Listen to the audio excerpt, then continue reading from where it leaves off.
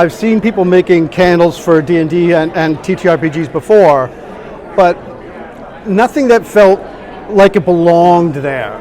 Like if you were playing a game, if something was sitting on that table, it felt like it was part of that world. And I'm like, that's something I know I could do. And that's where the idea came from. So were you a gamer before you became... Oh yes, yeah. I'm D&D first edition. I was playing it in the 80s.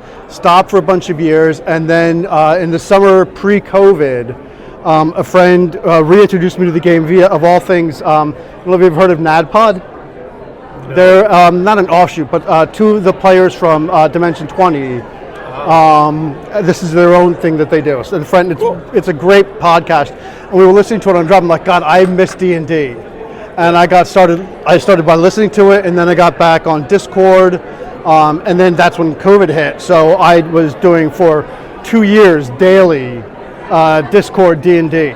So you went from soap making to candle making for TTRPG, or you went from candle making to soap making? I went from soap making for my own business and then wholesale, and then added candles in for one customer. So I've been doing candles for them for about 2 years now, and then I moved into doing my own candles. So you brought them here to PAX? Yes, too? these are samples that I'm giving out to anybody who wants them. I've got like 120 of them still left to hand out. Oh, wow. And then these are just like to show all the different scents, because I've got 7 different scents. And candles are a funny thing. You want to, you need to smell them in order to really take them to appreciate them. And you have full size, or are they all yes, tea these are all tea candles. But I did bring a couple of this is my smaller size. This is a 3.5 ounce tin. Yeah, absolutely. That's the healer. It's got notes of bamboo, some ozone. It's a really nice light scent. And this is I love the bag too. Yeah. It kind of reminds me of the Crown Royal Royal bag, yes. This is actually a dice bag. You'll know what that means. Yes. No, maybe they don't do the bags anymore, unfortunately. But this is my full size. These are my beauties. Can I open it? Yeah, absolutely. Can I smell it? And that's my favorite scent, the Charmer. Oh yeah, you would be charmed. But I wanted something like I said. If you're sitting at a table, this wouldn't look out of place in a D&D setting. And that's what I love about it. I love the little details too. The labels are beautiful. All of this stuff I do by hand. I bought twine. I bought the beads. Wow. So I string them. I tie them all on myself. Each scent has a different color, so it's easy to see right away. But what's cool about these guys, and unfortunately you can't see it here, but there's color inside each of these candles. So when you light it, the candle actually changes color. So that's like a picture of one burning.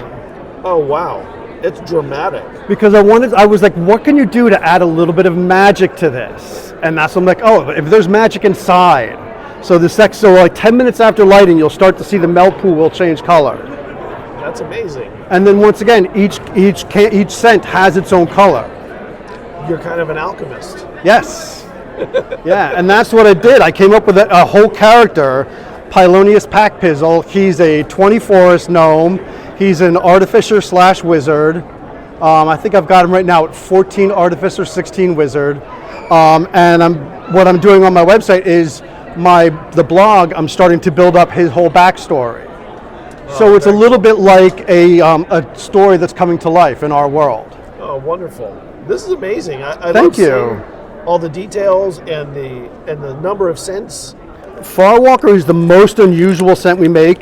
So that's for, rangers, anybody that's fey. This one has, the scent is called petrichor, and it's the smell of moist earth after a rain. Every druid would love that. Yes. And each of them, these kits that I'm handing out, sticker a special discount for PAX U attendees. So if someone's at PAX, how can they find you? You can just look for my face. I don't have a booth this year. I'm hoping to have one next year. Right, but they can follow you on socials. Yeah, absolutely. Yeah, if you look up PackPizzle on Blue Sky, on Twitter or X, which let's not get into that whole thing, Facebook, Instagram, but I'm most active on Blue Sky. Awesome. So if you're here at PAX, look for PackPizzle. You'll find him on socials, and you'll find me floating around. He'll find you, or you find him. Yep. And you can pick one of these up. It has stickers inside each one too, which is very cool. And it's a free tester, so you get to, enjoy the scent to your own game. nice meeting you. Thank Nice to meet you too. Thank you so much. I care. appreciate it.